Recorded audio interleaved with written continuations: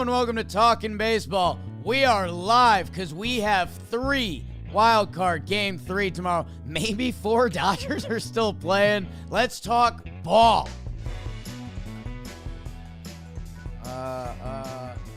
Casey Mize.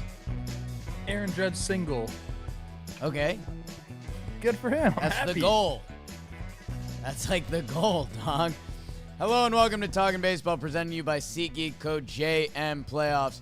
I am Jake Storielli at Talkin' Jake. That is Trevor Plouffe at TwinsFan69. Rob Scirocco is producing his buns off. Dalton Feely's updating us live in the room. Dodgers and Reds are finishing, maybe. The Dodgers bullpen is doing Dodgers bullpen things. It's 8-4 in the 8th. Trev, big day of baseball. This wild card series that's gotten a lot of critique, some of our own, because something about the format doesn't seem right. Or maybe, to go to our analytics friends, maybe it's been small sample size because we haven't gotten a ton of game 3s. We are currently getting 3 as every team bounced back today. How you doing, Coach?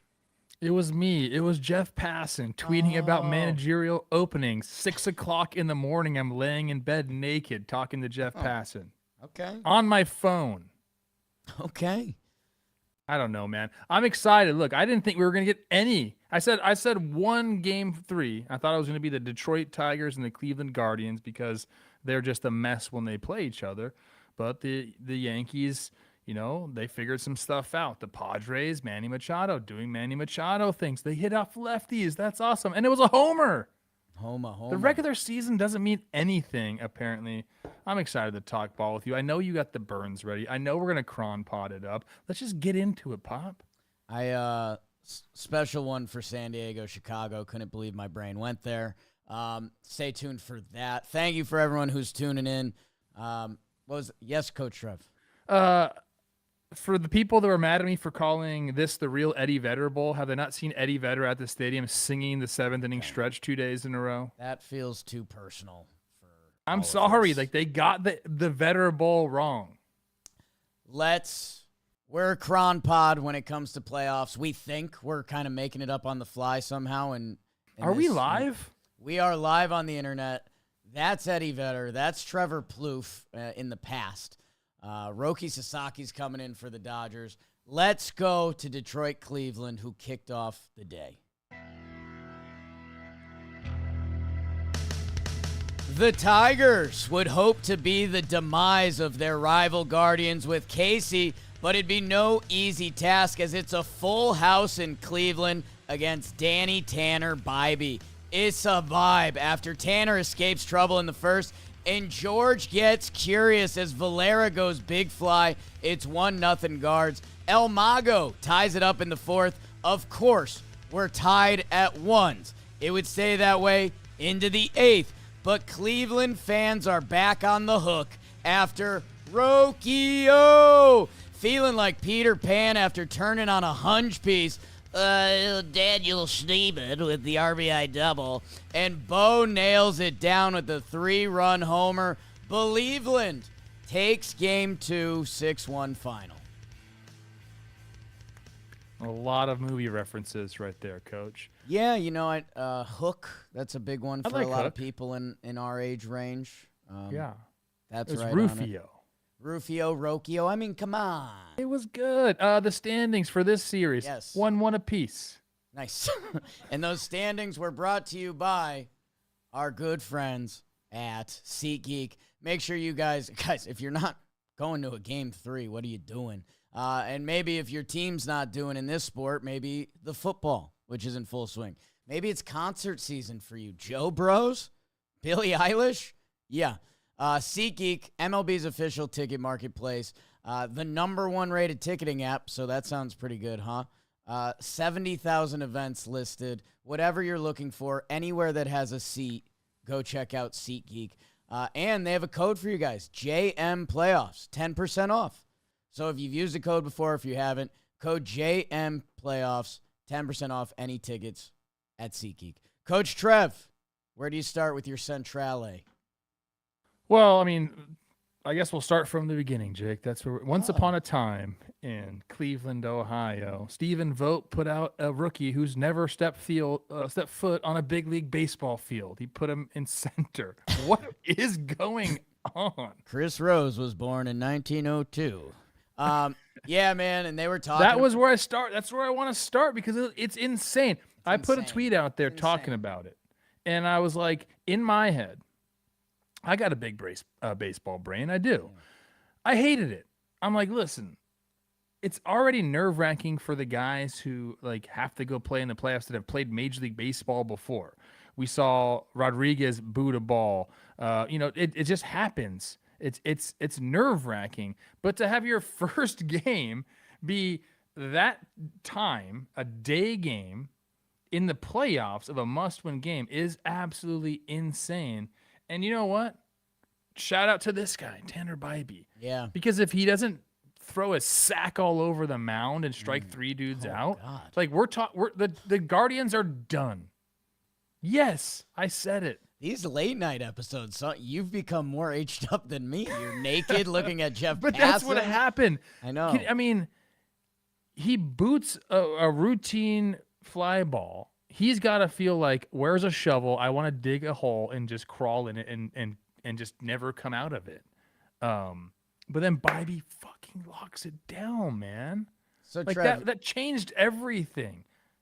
are you going at and you're not I want to preface this because you're not going at Chase DeLauder, who gets thrown in. No. Gets What's he supposed to do? He's a kid. He's nervous. 34 games at AAA this year.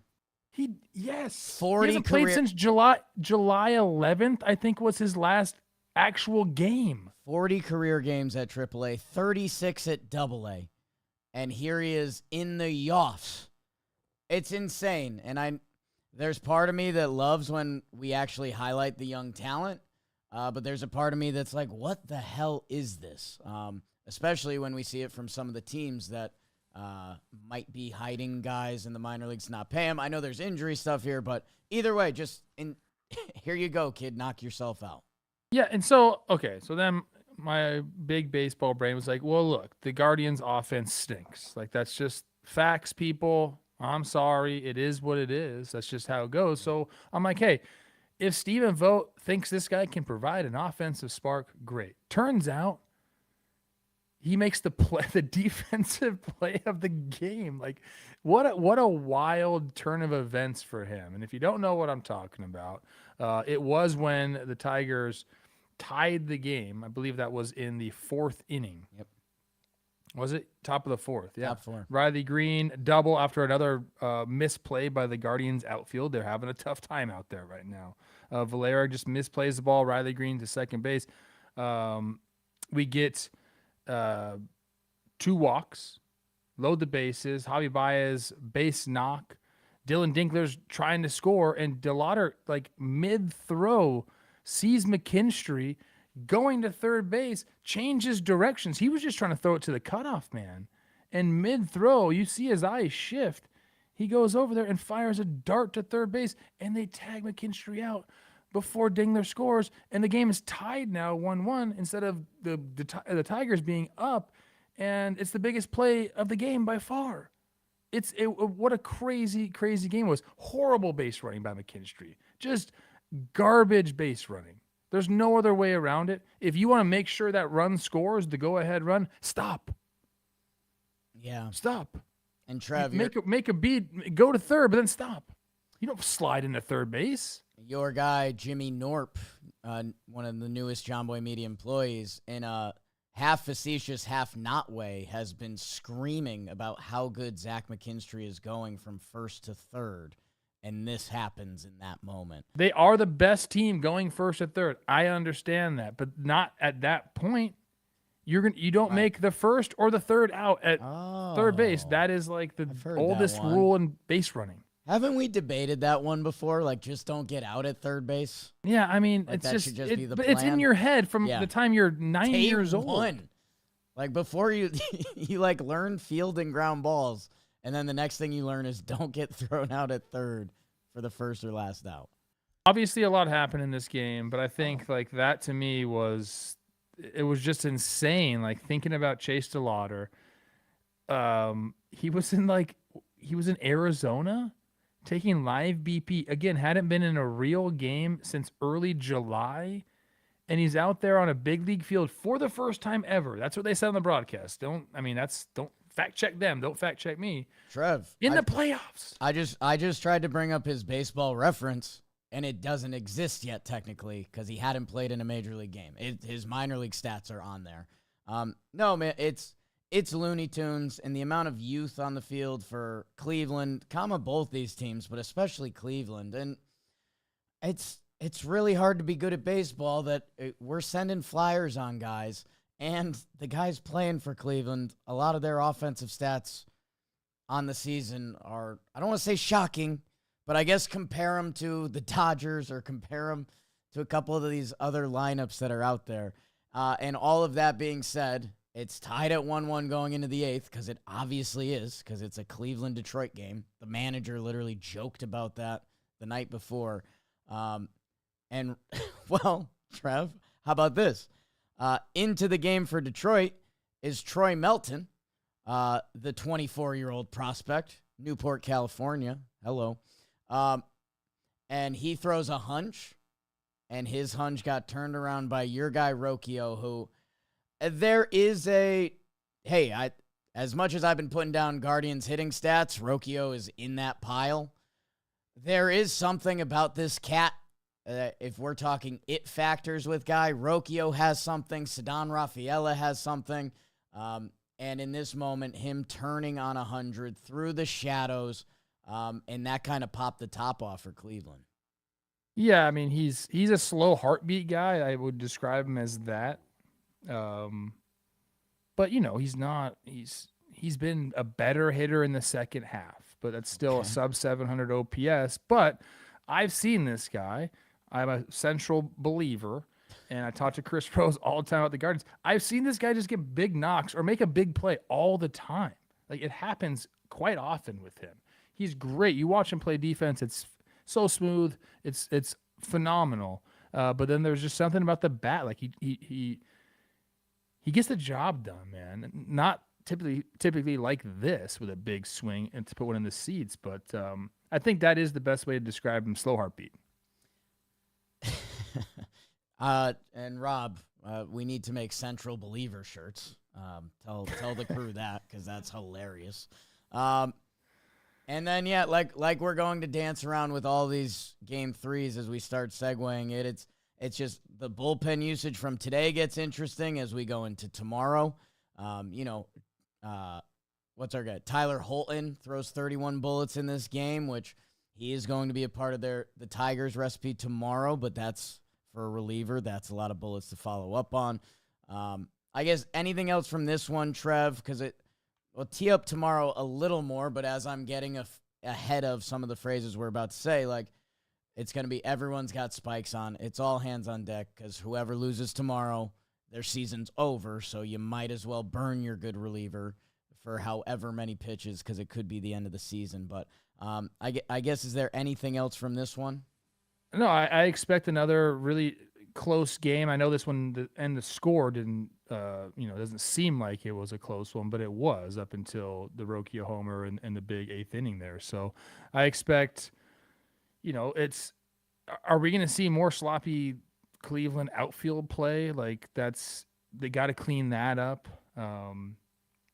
But it's going to be a hell of a game, man. Like, these two teams, they truly do play exciting, close baseball games all the time. And tomorrow, like the game 3, all hands on deck between these two teams. I think you said the Cubs Padres might be the best ball of any of these series. I think this one might be the best ball because we're going to see AJ Hinch and Vogt.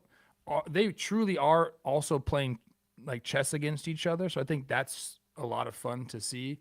They manage against each other so much, so they know each other's moves, and it's like almost like a fake punch to counter punch, all these different things. I think it's a fun aspect of this series as well. But yeah, I expect a close game and one team to capitalize on a mistake, and they'll move on.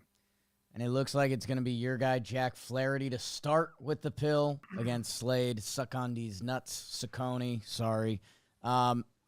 And yeah, you're right. Like everyone's seen each other's relievers throughout the season. The 15.5 game comeback. They're going to do it again at 1 p.m. tomorrow. And another big thing for the Tigers, Coach Trev, 1 for 15 with runners in scoring position today. That you emphasize this enough when you talk about your central believing that you need those clutch hits. It's a part of the reason the Guardians find a way. One shy of the MLB record for runners left on base in a 9-inning game. I'm going to give you one example of the chess game that I was talking about. Please. I wrote this down because I saw it during the game. So Vogt had Heron warmed up, and Kerry Carpenter is up. Now, the first game, Hinch kept Carpenter in against the lefty, citing like lack of run probability in the situation. So he wanted to keep him in. He felt like it wasn't right to switch him out for Jones because even if they switched Jones, the run probability wasn't there. So in this game,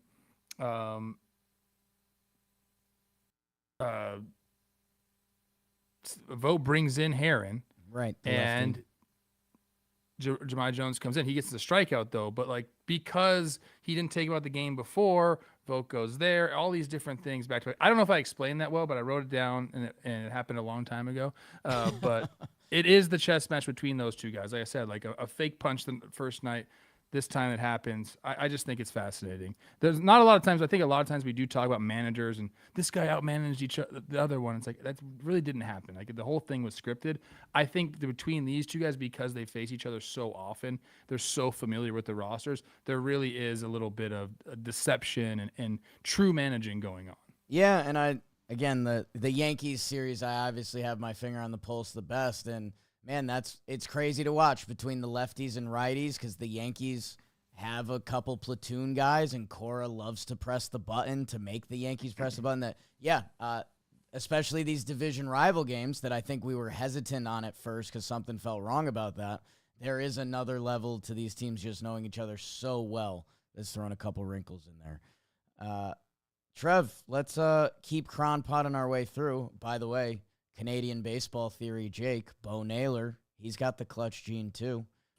So when we take over the Rockies, which the position opened today, congratulations to Bill Schmidt, we can start implementing Cuban ball players and Canadian ball players. That's a rowdy clubhouse. Holy shit. I didn't know Bill Schmidt looked like that, by the way. Okay. I mean, exactly what I should have imagined. Let's head to the guy that guy does not like analytics. I can tell from looking at him. Sure don't. Do we? I ain't about it. Let's head to Wrigley. Chicago would throw the whole Kittredge and caboodle trying to advance San Diego, with Dylan hoping to stop the season from ceasing. Jackson Merrill Lynch banks a run in the first with his sac fly. Machado, Manny just broke Chicago. 2-run homer from Manny Money, and the Padres pitching was death to the Cubs, especially the Grim Reaper. My goodness. Cease, Morajón, Miller, and Suarez combined for the shutout. San Diego takes game 2, 3-0 final. Standings update in this one, 1-1 each team. Okay. Wow. Thank you, Trevor, for the standings. Sorry, I was trying to pop the chat. It's been so long since we've been live. I was trying to pop the chat out. You haven't been live in a minute, huh? A little on edge. I'm a little nervous right now. You're edging a little bit. Those standings were brought to our best good friends at Skims. Let's talk about our downstairs. Yeah, we have been. Hey, you're wearing undies. Well, most of you. If you are, why don't you try Skims, well known by someone who lives in Trevor's neighborhood. Revolutionizing Shapewear has now launched a line of men's underwear that's about to change your daily routine because they have an option for every underwear preference. And I have a big news on this. Skims just sent us some more. The Stretch is now my leader in the clubhouse. I thought I was a sport man. Maybe I am some days for its wicks. But the stretch fabric has given me just what Poppy likes. They even sent me one more thing that if the Yankees, well, maybe I'll have to wear it tomorrow. It's a different cut. It shows a lot of Jake, but you know I like showing a lot of Jake. Give Skims a shot, people. Shop Skims at skims.com. Let them know we sent you. After you place your order, select podcast in the survey and select our show in the drop-down menu that follows. Up your game, fellas. Get your Skims on. Coach? You missed it. I think you were reading the ad. You missed me. I showed my Skims. Oh, yeah. I heard Rob giggle. We bring the ad on the screen, so I can't see you for a second there. So I guess if you want to show me again, maybe at the end. Trev, big game. The Padres, you questioned some of their at-bats yesterday between shadows and demoralizedness. They get the early run here, which is massive on opener day. And then Manny, look at the Pelicans, Manny. To go along with a shutout performance. This is kind of the formula for the Padres. This is exactly what they want. Early lead. Let's get our guys in. And they were, absolutely nasty. I think that we have to start with the pitching. Quick hook for Cease, which is fine because they are just ready to go. Morihone, nasty. Miller, absolutely filthy. Everybody getting the job done. This is winning baseball for the Padres. And even they got to help with a homer. That's been their MO all season long. Oh, they can't hit against lefties. They can't hit homers. They did it today. And a little bit of small ball here and there, I think, is appropriate for a series like this, even against a team that can play defense like the Cubs. But, double steals are always in, Coach. And Kittredge, who someone said not so much a journeyman, because he did spend a lot of time with the Rays. And then recently, he's got 4 total teams under his back. But my goodness, I was going to clock how slow he was to the plate, but I don't think I need to. It's like a 1.5 to a 1.6. So great. That's advanced scouting, I guess, on the Padres' part, but he's just got to be better. And I think it's tough. I don't mind a reliever late in the game with a lead. I want to strike guys out. I'm not going to worry about the runners, but early in a game, it just feels different. Does that make any sense? They're often not in those scenarios. That's probably an overlooked thing with the opener thought process. I don't know I don't know why that makes sense to me. Okay, maybe the team is more willing to steal and try and maybe get thrown out early in the game, or maybe they wouldn't do that later in the game. But the double steal is huge. Then the Jackson Merrill sac fly, you get the lead, and it's really all they needed. But Manny with the big homer, I think that's another place to go to in this game. Why are we pitching to Manny Machado with the base open? Shota on the mound still. I don't understand that one at all. Craig Counsell just said it was confidence in Shota, and that's it. He made a mistake, which he did, and Manny did not miss it. But I feel like you pitch to the lefty behind him 10 times out of 10. There's a really good argument there. Why are they're paying him $8 million? He's got a name font like Eddie Vedder headlining a tour for Cubs Fest, and you're pitching to this guy. I don't know, man. Can't believe you. I don't mean to be a Craig Counsell hater, but I think I got there a little bit after that poster, which is not his fault, by the way. Can't believe you went Cubs Fest on me. I erased that from my memory, and that gets it's not Counsell's fault. It's not Counsell's fault. This one was Counsell's fault. This one was. Hey, it's hey, Trev, I'm glad you brought that up because it's the beauty of the postseason, because that ends up being the only runs Imanaga gives up. And when you look back at that in a game of this magnitude, having Merrill on deck, who, we love young Jackson Merrill, but left on left, and Manny Machado and who he is in this league, yeah, that's you wonder. What was the pitch count on that? Because it was a first pitch splitter. Hung it. And that's, splitter Manny was like, I wasn't sure that I was going to even get to go in the box. He's thinking, in that situation, it is a very strange thing to be on deck with an open base And look, people, oh, you're not the type of hitter Manny was. I've been intentionally walked before, people. Okay. Yeah. Check the baseball reference page. Yeah. It's a weird situation to be in because you're like, okay, I need to be like on it mentally. I need to like be ready to hit. But then in your mind, you're like, oh my, there's no way they're pitching to me. So like, there's this little bit of you're dancing a little bit, and you don't know what's gonna happen. You're expecting just them to put the 4 up, and all of a sudden you got to walk in the box. Kudos to Manny for like locking it in there. First pitch hanging split. See you later. That's a vet. I cannot wait for Rob to put the montage of your 5 intentional walks together. Do I have 5? 5 career intentional walks. No, they don't want it. I can't imagine how much you peacocked those. It's like there's a little extra cup grab on the way through.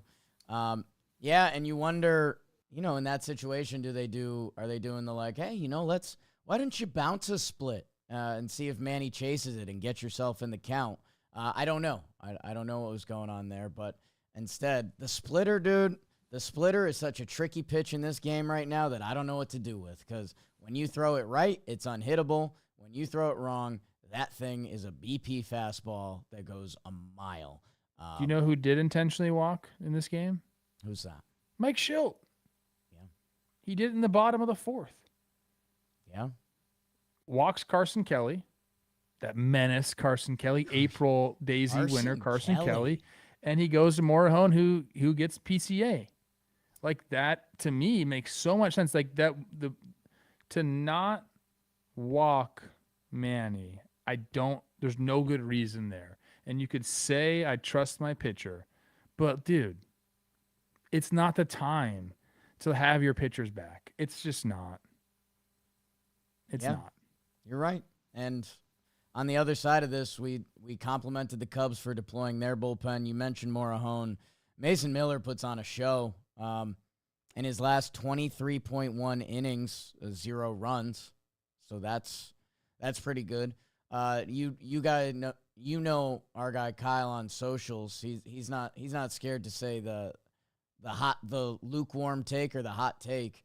He's very much a believer that Skeens and Mason Miller are the 2 best pitchers to ever play this game. They might be the 2 most talented. They're going to have to show me a little more, but Mason Miller threw the fastest pitch in playoff history today. Struck out his first 5 hitters he saw.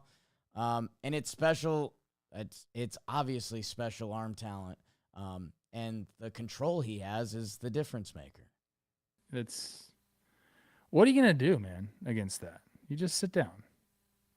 What? I'm watching the montage right now, watching it back. Genuine question. Are you just sitting fastball and swinging at 3 pitches that might be fastballs? Like, I don't know what you do. I don't know if I've ever faced somebody throwing 105, bro. Yeah. Like the guys that throw hard. Tell you what, you haven't. Chapman? Mr. Roll is Chapman. I don't know about 105 he ever hit against me. Definitely, I faced guys throwing 100. I think he tuned it you down. You gotta be on the heater. Right. Did you ask me a question? No. I made a subtle jab. I said Chapman toned it down against you. You were his 96. No, he didn't. You were a lefty masher. I was a power threat. You were a lefty masher. Still are. I faced Aroldis Chapman in Cincinnati. That's how old I am. Fastest pitch from Aroldis Chapman to Plouffe was 101.1. That coming in quick. Rob. Thank you, Rob. That's coming in quick. And it was a ground out. Oh. I got the bat to it. Oh. Anyways, yeah, I mean, look, this game worked out perfectly for the Padres. It'll be their formula again tomorrow, essentially. Yeah, there are some interesting Schilt quotes because, a couple of these guys are prized possessions of the Padres that are going to be pitching on their 3rd day in a row that have thrown multiple bullets. Again, insert your lame phrase here that, everyone with your spikes on, and hey, if you don't use Mason Miller and you lose, well, he gets the whole offseason to rest. So it's going to be interesting to see how they navigate that. And are the Cubs going to do anything with their lineup? I mean, there's a couple guys that are down bad right now, Trev. Yeah, I mean, who are you going to replace? I know. Who are you talking? You're talking about PCA? He's been taking just some really, really bad swings. Tough swings, Coach. Who did he strike out against 3-2 slider in? Who was that?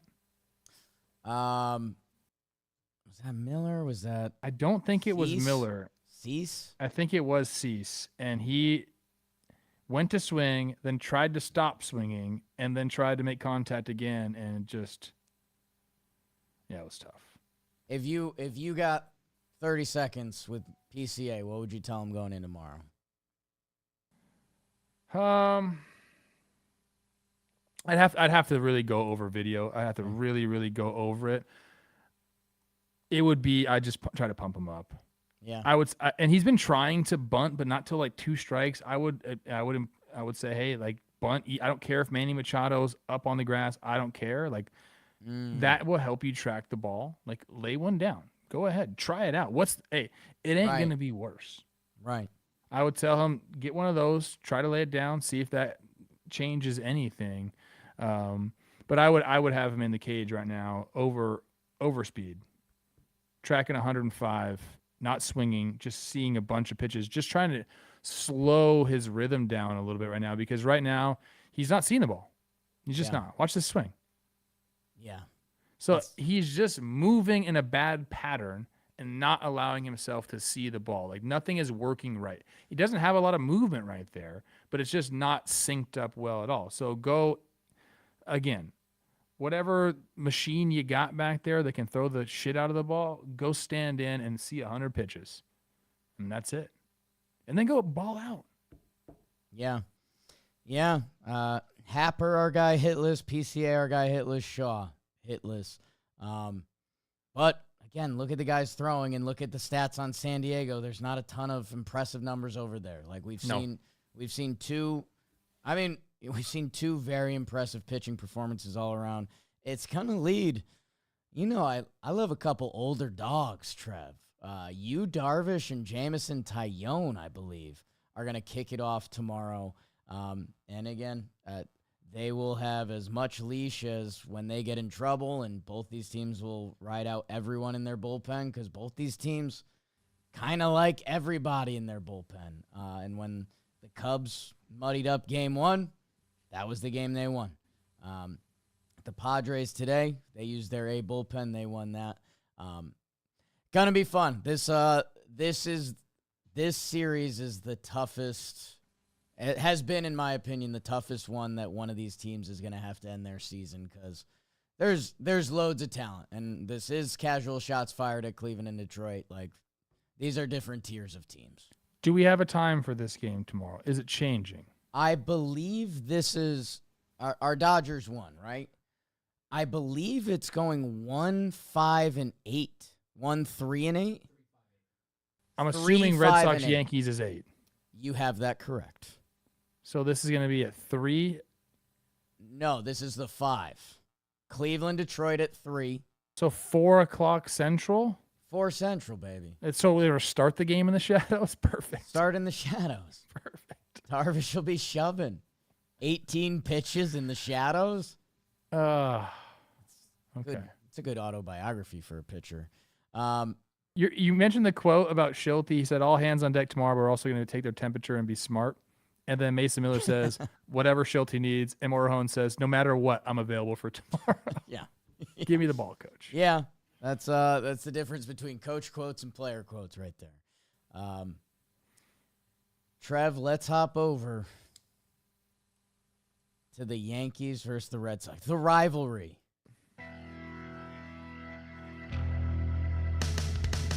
Yankees fans wondered if the season would rode on behind Carlos in an elimination game or if it would be another cold play facing Brian if we were all Bayo for Boston. Bottom one, they put him on ice yesterday, but Rice, baby. 2-run homer to get it started, but just like the warehouse games, the story was unstoppable as Trevor gets the 2 RBI single. Bottom 5, oh, captain, my captain. Definitely a single off Jarren Duran's glove, but the lead is gone instantly as Plouffe goes Trevor again. Tied at threes with the Story homer. Rodon gave a Yeoman's effort. 6 innings pitched, 3 earned, 6 Ks. Never forget what Fernando Cruz did. Saves the day. Austin doesn't go 316, but it's enough for some sweet jazz music. We're making babies tonight, or 9 months ago for Jim. Rodon to Cruz to Williams to Bednar. Yanks take a dramatic 4-3 victory. I'm not dreading talking about this one. I actually want to give a lot of credit to your Yankees. Standings in this one, both teams 1-1. Thank you. Those standings were brought to you by the JM Slash Line. How about that? I mentioned we're going to make a Central Believer shirt. We've made a lot of other shirts. And Slash Line, that's our new brand at our John Boy Media store. We've got our old merch. We got new merch, in-house designs, a better website, a whole better experience, and just a cool name, Slash Line. It's baseball. It could be whatever you want it to be. It's about showing off our favorite teams, players, and moments. If you're a baseball fan, there's something for you on the website. Make sure you guys go check it out. Shop.johnboymedia. Trev, what'd you say? What do you want to ask? What do you want, Papa? Well, number one, I sent you a picture of you and Nathaniel Lowe together, and I got nothing from it. Yeah, I mean, I was live streaming. I talked about it on the live stream. Maybe another picture. Maybe the turtleneck's in your head a little bit. Well, it started out because Nathaniel Lowe wearing the turtleneck short sleeve is outrageous. It's outrageous with the mustache, and he has the hat that's like, I can't even do it. I think me and Nathaniel Lowe can bring a similar energy. I don't as far as doppelgangers go. No, I'm not, okay. You're not a doppelganger. But Trev, you sent a picture of me side by side with Nathaniel Lowe, so I don't know. Because you were in a mock turtle as well. Okay, it was about the turtleneck. I thought you were saying we were doppelgangers. Oh my god. There was no words. Like, it's just a picture of us. What did they teach you at Central Connecticut? Nothing. Nothing. What did they teach you at Stanford? Nothing. Nothing. Trev, I think a lot of credit goes to the Yankees. It goes to Jazz Chisholm, clearly the player of the game. We gave him a little bit of shit yesterday for his post-game press conference, although we agreed with being mad because what did we say? Play your good player as Boone. If I was benched being a 30-30 guy, I think I wouldn't be happy. I think I would have thrown chairs in the locker room. That to me, like when we look back at that, are we going to say, what? Yeah, yes. That might be the straw that broke the camel's back. The camel in this one is analytics. Wow. You're not going to play your 30-30 guy in a 3-game set, game one? Let's attack Garrett Crochet with Ahmed Rosario and Jose Caballero. That'll really get to Garrett Crochet. Maybe nobody was going to get to him, but shit, man. I know. And then you spent a whole day making a lineup that doesn't have a lefty lane, and the game ended on a lefty lane. But that was yesterday. Today's today. And if you're pointing a managerial finger, today would be at Cora. Cora pushes buttons with his pitching to push buttons at the Yankees. Pulled Bayo quick, which Bayo has been struggling down the stretch.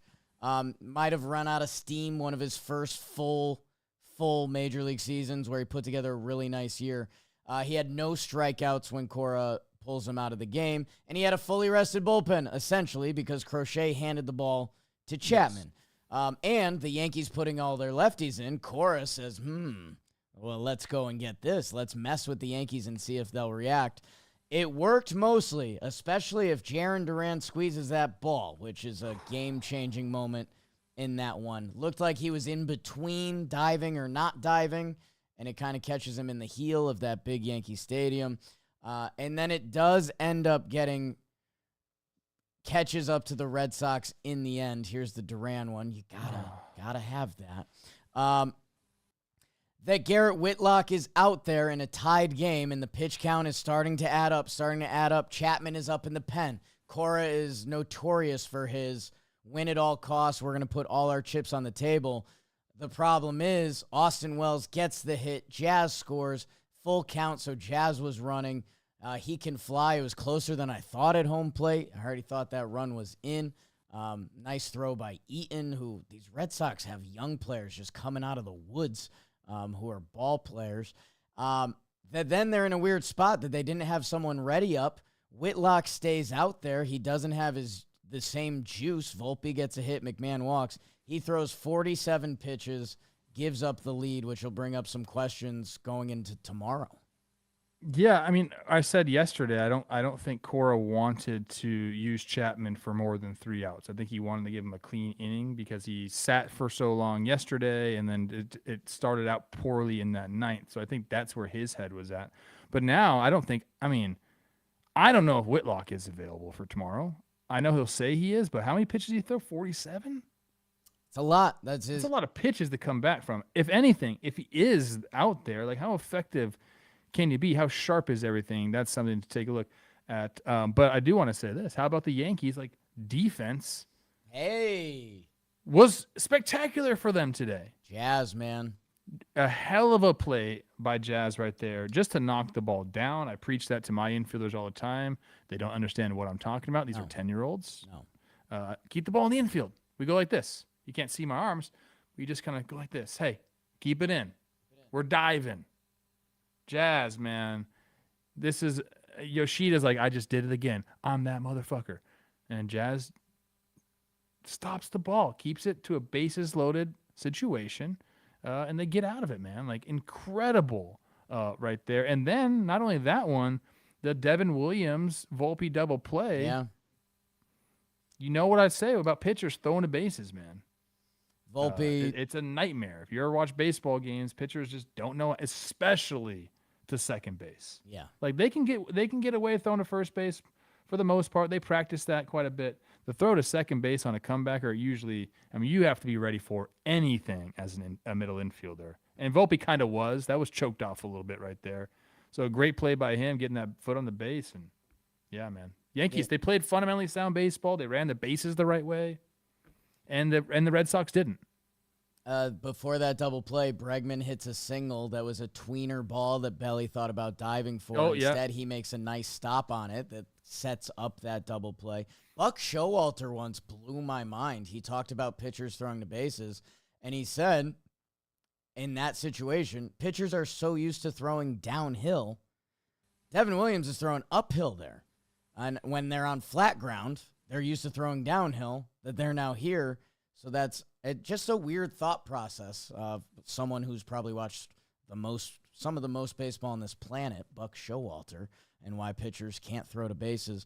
Really athletic play by Volpe there. And Trev, if we might have jumped too far ahead, Ben Rice, who gets neutralized in game one with the Crochet to Chapman combination, and one of the Yankees borderline, should you start him, should you not start him. He opens up the game with a 2-run homer, which almost makes it instantly feel like, okay, yesterday is gone, today is our day. Yeah, I mean, that helps set the tone and gets the momentum back. You see the fans going wild. I think that's really important in a series like this. And you lose game one and you're on the brink of your season ending, and you get a guy, first pitch he ever sees in a playoff game, for a 2-run homer to give you the lead. I think it's probably the play of the game. Yeah. Just setting the tone. I understand the Red Sox tied the game up a couple different times after that, but the tone setting of that, I think, is important. It makes the Yankees feel like we got a shot. Trevor Story is an absolute dog right now. Game-tying homer right after the Yankees took the lead after the Duran play, so that instant momentum gone. Some of the stuff he's doing as a Red Sox shortstop has only been matched in the postseason by Xander Bogaerts. And yeah, it's for the Yankees season to come down to this and some serious nerves throughout the day. And are the Yankees going to outsmart themselves? Will the Red Sox just outsmart them or make them get into trouble? Huge Austin Wells hit, 4-3. If you want more Talkin' Yanks, me, Joe's, and Jom from the hospital went for about 45 minutes after the game to tee this up.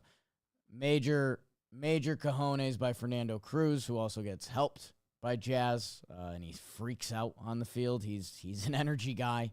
he's an adrenaline dump. He's not coming out for the next inning. It's when he's done, he's done. And yeah, man, the next chapter of this one, Coach Trev, let me get dramatic on you for a second. Okay. Game 3. Young Cam Schlittler, the power-throwing right-hander for the Yankees, breath of fresh air, has thrown, I think, the top 80 fastest pitches for the Yankees this year, can hit 100 on the gun, calm, cool, and collected. He takes on young Connolly Early, the southpaw for the Boston Red Sox, with the wipeout slider from hell. He can also hit some 9.7, 9.8 on the gun. 2 guys that currently look like future studs for these rotations in a do-or-die game. All hands on deck like everything else. The 8 p.m. game tomorrow, the Bronx is going to be buzzing. And there's so many fun players with good stories in this one. Cora is going to ugly up the game with all of his lefty relievers. Chapman could come in for 3 the way Cora manages. It could be Connolly Early for 3. It could be Chapman for 3. And how does he navigate the middle? Does one of these young guys put up a legendary performance between these 2 franchises? And who of the big boys is going to step up? That I'll be nervous as all hell live streaming tomorrow. And thank you to everyone that's been joining our live streams. If you haven't, go check them out. It's a wild experience. Joe's McFly is one of the naturally funniest, weirdest people on this green earth. And I just got nervous. Yeah. Is Boone going to sit his lefties? Currently, we think the only debate is, do you start Ben Rice or Goldie? Because young Connolly Early is a lefty, and Paul Goldschmidt has led off versus lefties, and he got 2 hits in the first game off Crochet and Chapman. So it's kind of like, do you attack the kid early, or do you save yourself more weapons for later? We'll see. We'll see. There's a McMahon-Caballero conversation. They probably start Caballero because McMahon's left on left at bats. There's some decisions to be made, which is scary for Yankees fans. I would love if Jazz was not in the lineup just to see what would happen. I think Boone should just prank him a little bit. Jazz. Ooh, a good fake text. lineup before the game. Yeah. Good fake lineup before the game. I like that. For the Red Sox, and obviously this is, I will admit, I'm wearing a Yankee turtleneck. I have a little more insight on that side. What's going to be fun over there, Trev, they face 2 lefties in Fried and Rodon, so they are going to have a new lineup tomorrow where you're going to see Wheelie Abreu and getting the start, probably Nathaniel Lowe, probably Yoshida. Are they going to want to leave themselves a lefty pinch hit option? So the chess match continues in I guess in a corny way, and you could say this for the other series as well. It is a little bit of a bummer we're not getting 5 or 7 games because the chess match is just fully on. Nice. That's all they get. Double thumbs up. You know what? We need to shout out Palmer Sheldon. We haven't been live in a while. Palmer Sheldon gave a $20 super chat. Hey, guys, just want to let you all know I'm a huge fan and love what you do. Even though my Rangers aren't in the playoff, enjoy every night. Have a good night. Get some much-deserved sleep. Thank you, Palmer Sheldon. Thanks. And thank you to our whole little community here. Who's going to manage the Rangers? Nobody question. knows. Drew Butera. Drew Butte, first candidate. Drew Butera on the table.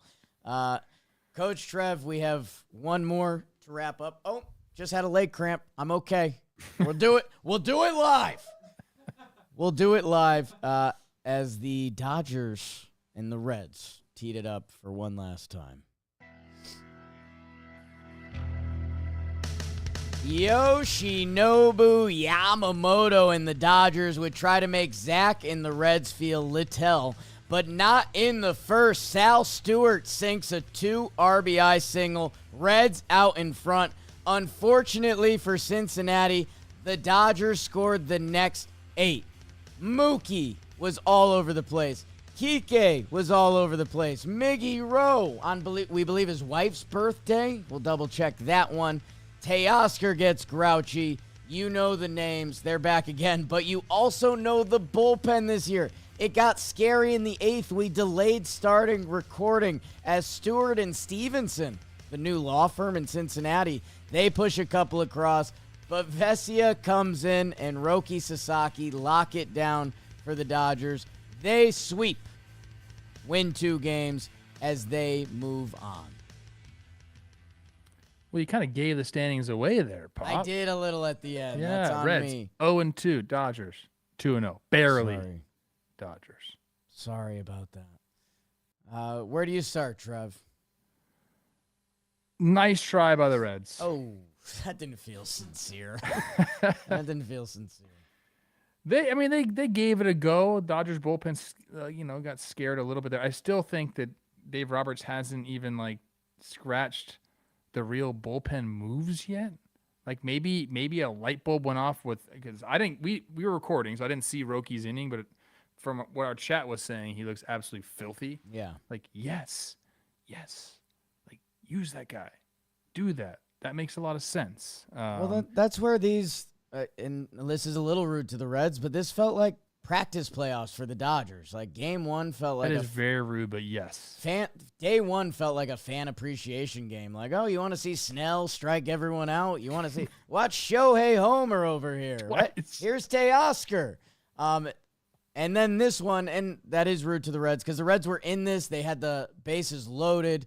Yamamoto works out of it, lets out a nice roar on the mound, and that's the inning the Dodgers really open it up. But the tryout part of this, Trev, there's a lot of times that we've said, hey, if this Dodger bullpen wants to figure something out, maybe it's Emmett Sheehan, and his bullpen debut here went about as poorly as possible. So Roki has been the highlight for them that you have to think Roberts, when he needs it, is now going to push that button. Not much you do with that, huh, pal? And he's got to be built up to go more than 1 inning. And I don't know if that's a plan for them or not. And then what happens in a 5-game set? What happens in a 7-game set? I don't know. I think a lot of credit goes to Yamamoto for settling down. Teoscar with the big error in the first inning. Shout out your boy Sal Stewart. Yeah. Not the fleetest of foot over there, but got a knock. Put him up 2-0 after Teoscar's little error in right field. But Yamamoto settling down and getting through everything was very, very nice. Here's the air by Teoscar. Long way to go. Long way to go, but and when you start chopping your steps like that, if you're not on the balls of your feet, you start heeling it up a little bit, the eyes start to bounce. Yeah, so it's no earned for Yamamoto. 113 pitches, which also should be of note with the Dodgers starting pitching depth and the way the playoff format is going. They're allowed to let Yamamoto go a little further because he's probably going to get extra days rest because they can go Glass now and Shohei. So, yeah. Well, they have tomorrow and Friday off, and then so they can all just pitch on regular rest. 2 games, extra off day. So again, just a little as we're looking at this playoff format and figuring it out. And he gets some important outs for them, which when you look at what this Dodgers bullpen did, again, that's another kind of important twist to this. The other thing of note over here was that, Zach Littell gets the start, which I'm not trying to send shots across the bow at him, but Nick Lodolo coming off basically his best outing of the season, and he, the prospect hype to what he's done at the major league level, kind of thought he was going to be, if we were talking about the Reds in a couple days, we thought it was going to be Hunter Green, Lodolo, Andrew Abbott. Instead, Lodolo comes in for 1.2 clean, 14 bullets, gets pulled out of the game, and Nick Martinez comes in, and, to be frank, he gets dodgered. Yeah, the Lodolo thing's interesting. He didn't have great numbers against the Dodgers this year. I believe it was 6 earned runs and 10 innings pitched. That's a Chris Rose stat he sent me. So they asked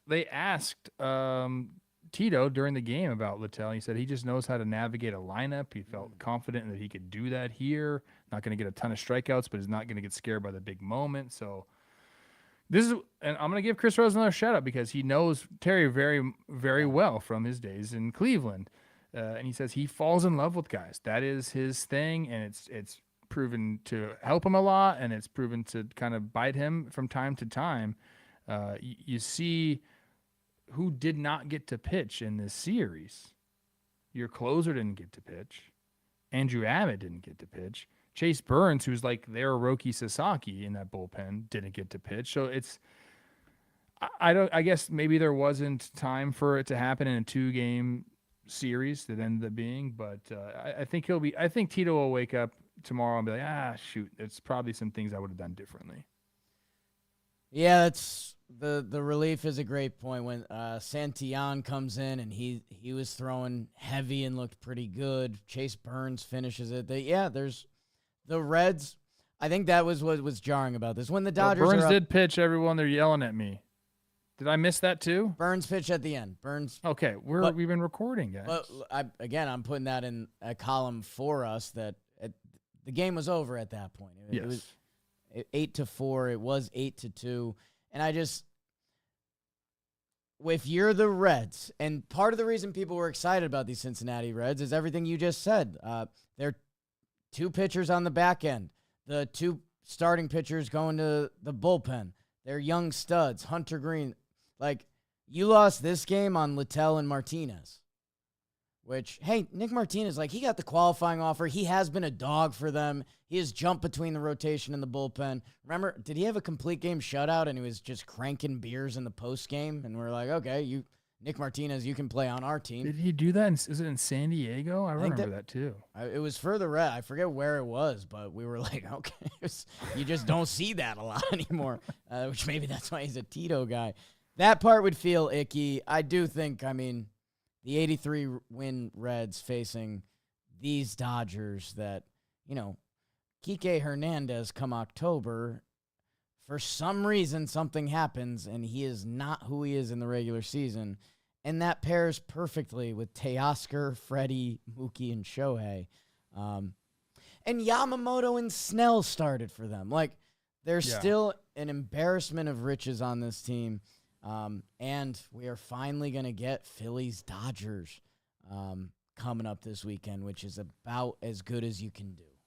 It's going to be a lot of fun. The Reds, they had their shot. Top 6 was their shot. Yeah. They ended up loading the bases, nobody out. Mookie gets the ground ball. Or it wasn't a ground ball per se. It was like a line drive, like a short hop line drive that enabled him to get the runner at home. And then Sal Stewart strikes out. Ellie has a chance for a moment. He strikes out, and that's kind of, I think that was it. Because the next inning, or the bottom half of that inning, is when the Dodgers, extend the lead, or 4 runs there to make it 7-2. So that was their chance, and if you get a little bit, you gotta take it, and they just didn't do it, man. It really felt like. And we said this last night. It just didn't feel like it was a good matchup at all. Tough. Bobo? Ohtani will be the Game 1 starting pitcher in the NLDS. Here we go. That's amazing. Here Ohtani, Chris Sanchez. Wow. It's like you and me. Who's who? You're right about that 6th inning. Bases loaded, 1-run game into 7-2. Dodgers. Dodgers, kind of an ideal tune-up. A couple nervous moments that guys got through, and you got your playoff feet under you. Reds, build on it, man. Build on it. These still a ton of young arm talent. There should be more in that lineup, especially at that ballpark. We'll see you guys later. We 3 Game 3s tomorrow that we will be watching. We are going to be recording on Friday morning, and that's essentially going to be the DS preview because we'll have all of that decided. And as a little bonus, as you guys know, we always take care of you a little bit. We're going to give you a little DK Bet the Cycle heading into tomorrow's action.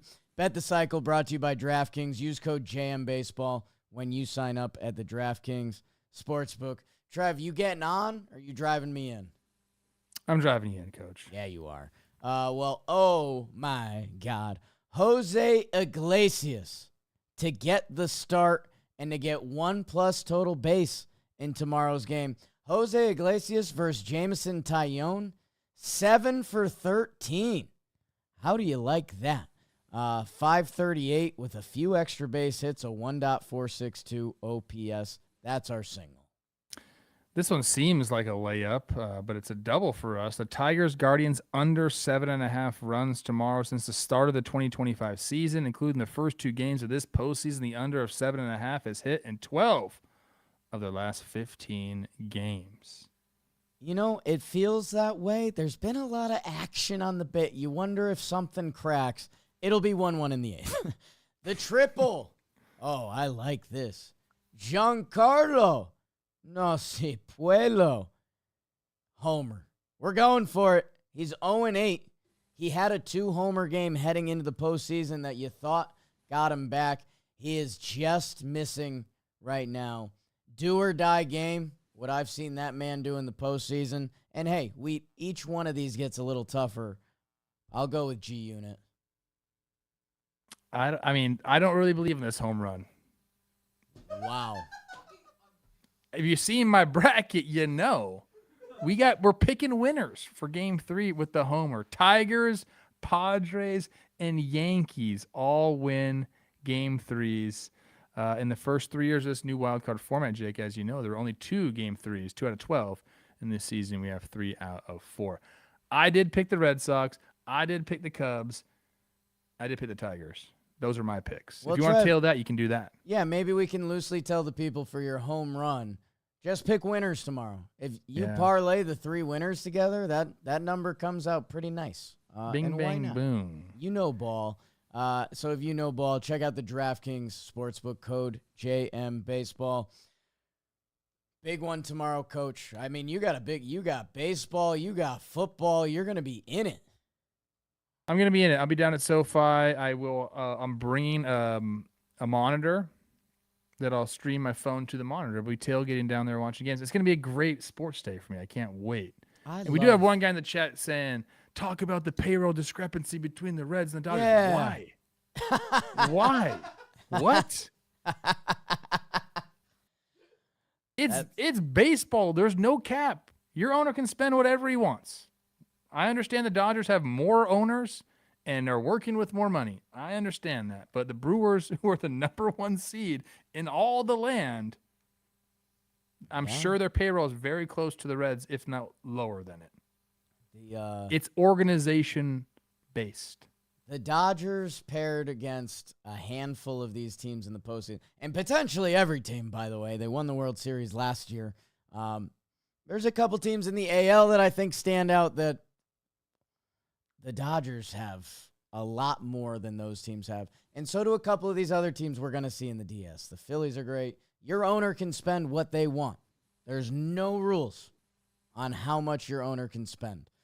Sorry, Cincinnati Reds. That's probably just a sad Cincy guy. His team just lost. Mad. He's mad at the owners. I understand that. It's going to be me. It's going to be Ollie. It's going to be Lawrence Butler at SoFi tomorrow. Let's go, people. Wow. Thank you guys so much. We'll be back on Talkin' Baseball Friday morning, Friday afternoon for you. If you want to see the live stream tomorrow of Yankees Red Sox, 8 p.m. Jake sucks. It's going to be... Let's go, Red Sox. Come on. You turned down money from them. I did. I'm going to make that shirt. Trevor Plouffe doesn't want your dirty I'd still money. be in the league if me and Chili Davis worked together. I know it. Hey, please, there's 1,700 of you right now. Will you please like this video? Nice, Trev. Begging. Look at you, a YouTuber. And subscribe.